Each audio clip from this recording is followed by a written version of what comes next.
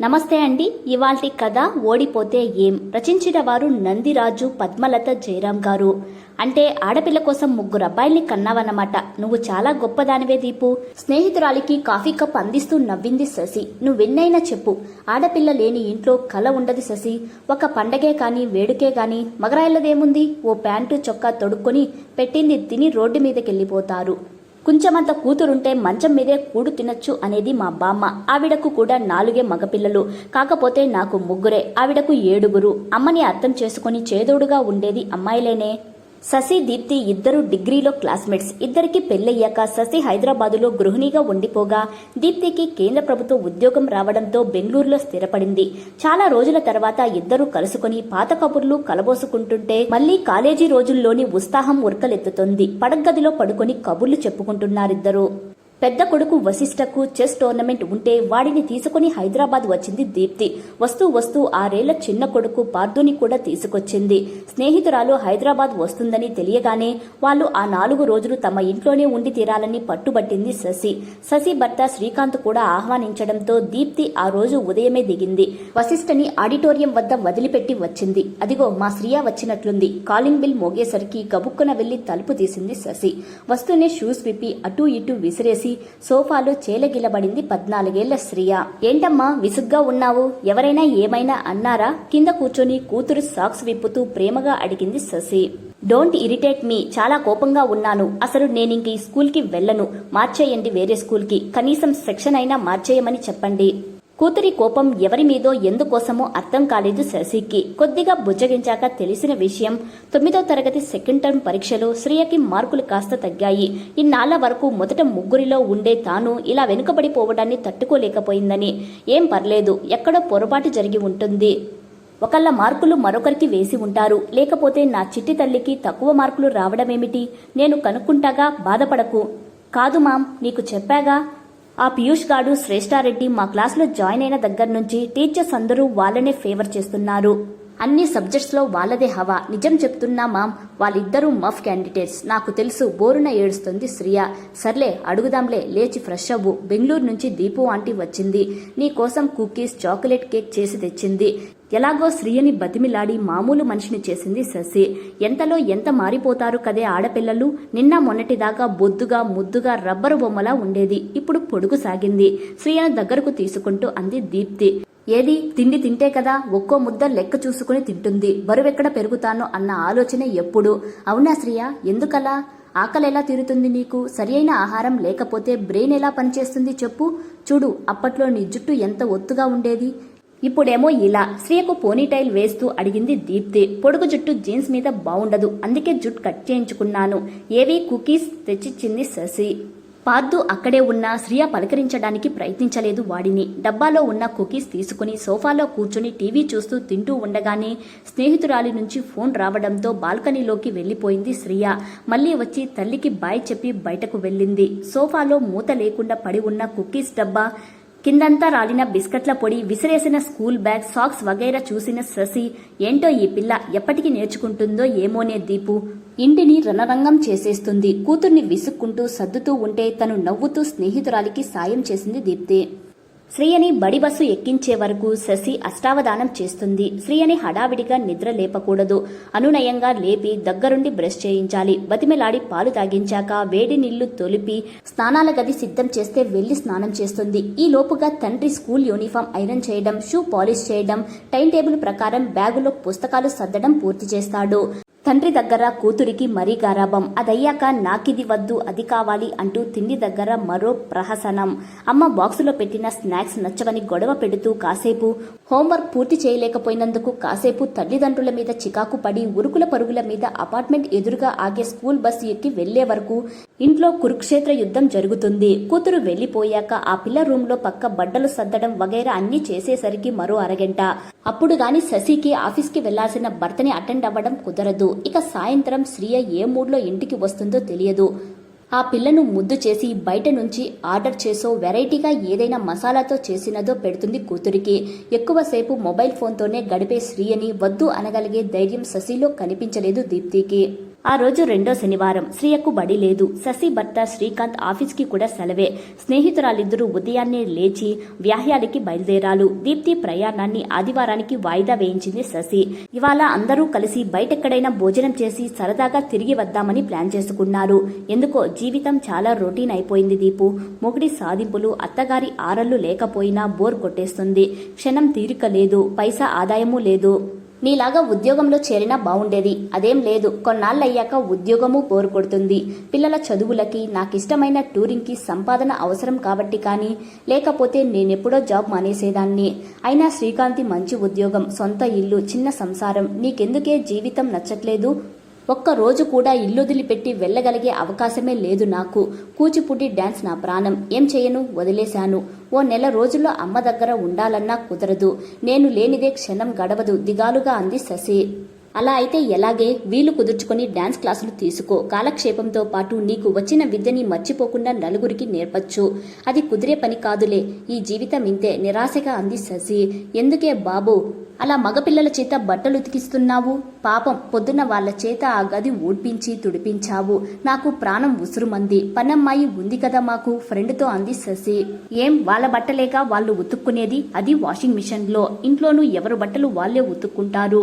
ఇస్త్రీ చేయడం, shoe polish వగైరాలు ఎవరివి వాళ్లే. తిన్న కంచాలు కూడా వాళ్లే శుభ్రం చేసుకుంటారు. అన్యాయమే దీపు. పాపం చిన్నపిల్లలు. 1వ క్లాస్ చదివే పార్దు చేత కూడా నువ్వలా ఆడపనులు చేయిస్తుంటే నాకెంత జాలేస్తుంది. పార్దుని ఎత్తుకొని ముద్దెట్టుకుంటూ అంది శశి. ఇంకా నయం, నేనేదో సవితి తల్లిని అనుకుంటారు చూసిన వాళ్ళు. పనే.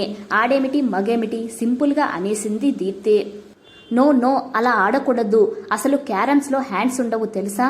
నీ ఫ్రంట్ బేస్ లైన్ దాటకుండా స్ట్రైకర్ ని ఫ్లిక్ చేయాలి, కానీ అలా పక్కలకు నెట్టకూడదు. శ్రియను వారిస్తూ అన్నాడు వశిష్ఠ.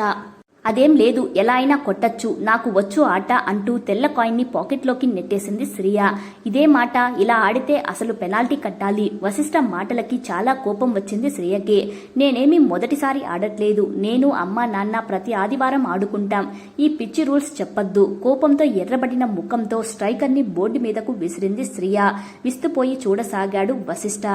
పోనీలేంట్రా, ఇవేమైనా పోటీలా? ఎవరు గెలిస్తే ఏముంది? గొడవ పడకుండా ఆడుకోండి. శ్రియ నీకన్నా చిన్నది కదరా వశిష్ఠ, వదిలే నవ్వుతూ అంది శశి. తన వంక చూసిన కొడుకుని కళ్ళతో ఊరుకో అన్నట్లు సైగ చేసింది దీప్తి. చెస్ టోర్నమెంట్లో క్వార్టర్ ఫైనల్ దాకా వచ్చి వెనుకబడ్డాడు వశిష్ఠ. ఏదో గోల్మాల్ జరిగిందే దీపు, లేకపోతే స్టేట్ లెవెల్లో గెలిచినవాడు.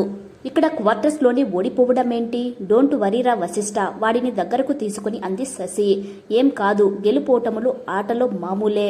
శిఖరాన్ని ఎక్కాలంటే చాలా ఎగుడు దిగుళ్లను తట్టుకోవాలి. ట్రిక్స్ నేర్చుకుంటూ తెలివిగా ఆడాలి. నువ్వేం సముదాయించకు శశి, ఓడిపోవడం కూడా నేర్చుకోవడంలో భాగమే. ఏరా, నీ ఆపోనెంట్ స్ట్రాటజీ ఏంటి? అడిగింది దీప్తి. వాడు ఒరిస్సా నుంచి వచ్చిన ట్రైబల్ స్కూల్ కుర్రాడమ్మా. పేరు రిక్కీ బునియా. ఆట మొదలు పెట్టడమే నా మిడిల్ ఆర్డర్ మీద అటాక్ చేశాడు. కళ్ళన్నీ నా బిషప్ మీద, నైట్స్ మీదనే. ఇంకేం, నువ్వు మొత్తం డిఫెన్స్ ఆడి ఉంటావు. తప్పించుకోవడం కోసం తప్పు స్టెప్స్ వేసి ఉంటావు. నేను మన దగ్గర ఎలా ఆడానో అలాగే ఆడానమ్మా బిక్కమొహం వేసి అన్నాడు వశిష్ఠ. అక్కడి ప్లేయర్స్లో నువ్వు బెస్ట్ కావచ్చు, కానీ మనను మించిన వాళ్ళు ఉండరనుకోకూడదు కదరా. ఈసారి మరింత స్మార్ట్గా ఆడి గెలుద్దువులే, బాధపడకు. అన్నట్లు ఆ అబ్బాయి, వాడి పేరేదో చెప్పావు, వాడికి కంగ్రాట్స్ చెప్పావా లేదా? దీప్తి ప్రశ్నకి చెప్పానన్నట్లు తలూపాడు వశిష్ఠ. ఆ మాటలు వింటున్న శశికి ఆశ్చర్యం అనిపించింది. దీప్తి కొడుకు గెలుపు కోరుకునే తల్లిలా కనిపించలేదామెకు. ఆ 2-3 రోజుల్లో పిల్లలు ముగ్గురు బాగా కలిసిపోయారు. శ్రియ మొండితనం దీప్తి పిల్లలకు అలవాటైనట్లే వాళ్ళిద్దరి మంచితనం శ్రియకు నచ్చడంతో ముగ్గురు బాగా ఆడుకోసాగారు. అల్లారు ముద్దుగా అడిగిందల్లా ఇచ్చి బాగా పెంచడం కోసం ఒక్క సంతానాన్ని కన్న శ్రీకాంత్కి మొదటిసారి శ్రియకి తోడు లేకుండా చేశాననే బాధ కలిగింది. బెంగళూరుకి దీప్తి వాళ్ళు ఆ రాత్రికే తిరుగు ప్రయాణం. శ్రియని షాపింగ్ కి తీసుకెళ్లి మంచి dress, parker pen, rubik's cube కొనిచ్చింది దీప్తి. ఒక్క రోజులో రాదు గాని ఈ క్యూబ్ ఆడితే జ్ఞాపక శక్తి పెరుగుతుంది. బుర్ర యాక్టివ్ గా ఉండి ప్రాబ్లమ్ సాల్వింగ్ ను నేర్పిస్తుంది. నాకు చిన్నప్పుడు ముక్కు మీదే కోపం ఉండేది, ఓర్పు అస్సలుండేది కాదు. మా నాన్నగారు దీన్ని కొనిచ్చిన తర్వాత తెలియకుండానే బాగా ఇంప్రూవ్ అయ్యాను శ్రియ.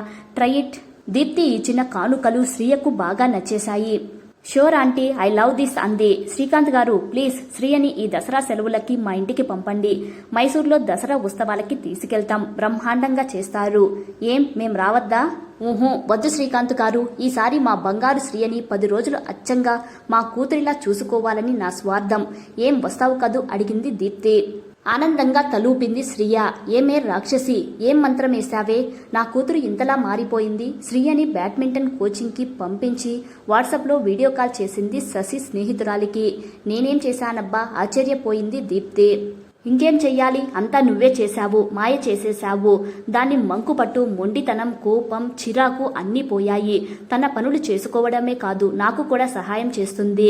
మీ మైసూర్ ట్రిప్ గురించి చెప్పి మురిసిపోతుంది. వాళ్ళ నాన్నైతే ఇదసలు మనమ్మాయేనా అంటున్నారు. నీ మొహం, నేనేం చెయ్యలేదు. తెలివిగల పిల్ల కదా, తనెలా ఉండాలో తెలుసుకుంది. మా వాళ్ళు చేసే పనుల్లో తను కల్పించుకుంది. సొంతంగా పనులు చేసుకోవడంలో ఉన్న తృప్తిని ఆస్వాదించింది.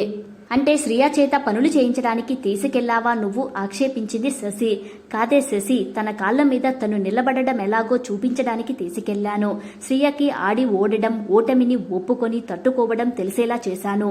మా ఆయన లక్కలు మాస్టరు కదా, సమస్యను సాల్వ్ చేయడానికి లాజిక్ ఉపయోగించడం ఎలాగో నేర్పి టైర్ ఆన్సర్ వచ్చేదాకా తగ్గేదేలే అనుకునేలా చేశారు. ముఖ్యంగా దానికి ఓడిపోవడం నేర్పించామే మేము.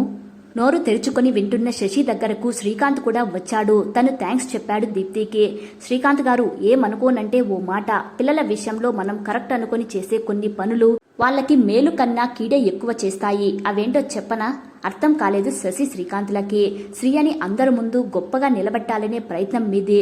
ఒక్కగానొక్క కూతురిని మహారాణిలాగా చూసుకోవాలనుకోవడం తప్పు కాకపోయినా ఆమెను భవిష్యత్తు కోసం సన్నద్ధం చేయాల్సిన బాధ్యత కూడా మీదే. మీరే చెప్పారు కదా, తరచూ స్కూలుకు వెళ్లి ప్రిన్సిపల్కి, టీచర్స్కి కానుకలిస్తూ ఉంటానని. ఈ గుడ్ విల్స్తో వచ్చిన కృత్రిమ గెలుపుకి అలవాటు పడిన శ్రియ చిన్న ఓటమిని కూడా తట్టుకోలేకపోతుంది. ఇప్పుడే ఇలా అయితే ఎదిగే క్రమంలో అనుభవాలను, పరాభవాలను ఎలా తట్టుకుంటుంది? పెళ్ళై మరో ఇంటికి వెళ్ళాక ఇదే ఇంపార్టెన్స్ కోరుకుని అది దొరకక అశాంతికి గురైతే? వద్దు, ఓటమికి అలవాటు చెయ్యండి.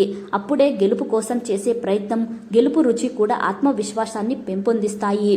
ఈ 10 రోజులు సెలవు పెట్టి నేను చేసిందదే. మొదటి రోజు మేం పొద్దున్నే లేచి పనులన్నీ పూర్తి చేసుకున్న తర్వాత బద్ధకంగా నిద్ర లేచిన శ్రియ మొహమాటపడి మర్నాటి నుంచి త్వరగా లేవడం మొదలుపెట్టింది. విడిచిన బట్టలు చిందరవందరగా ఉన్న తన గది తనకే నచ్చలేదు. మా వాళ్లతో పాటు తను తన బట్టలు ఉతుక్కోవడం, ఇల్లు సర్దడం, నాకు వంటలో సాయం చేయడం చేసింది. వశిష్ఠతో కలిసి జాగింగ్, పార్దుతో ఆటలు, రెండోవాడు మణిదీప్తో వేదిక్ మ్యాథ్స్ తనకి బాగా నచ్చాయి. ఎవరి పనులు వాళ్లే చేసుకోవడంతో మిగిలిన టైం అందరం ఆటపాటలతో గడిపేశాం. దసరా స్పెషల్లో శ్రియ చెయ్యి కూడా ఉంది. శ్రియ హైదరాబాద్ వెళ్తుంటే మా అందరికీ ఎంత దిగులనిపించిందో. మా అమ్మాయిని మీ ఇంటికి పంపుతున్నామేమో అనిపించింది. శశి శ్రీకాంత్ కళ్ళలో నీళ్లు. శ్రేయోభిలాషి అన్న పదానికి అసలైన అర్థం మీరు. మీకేం చెప్పాలో తెలియట్లేదు.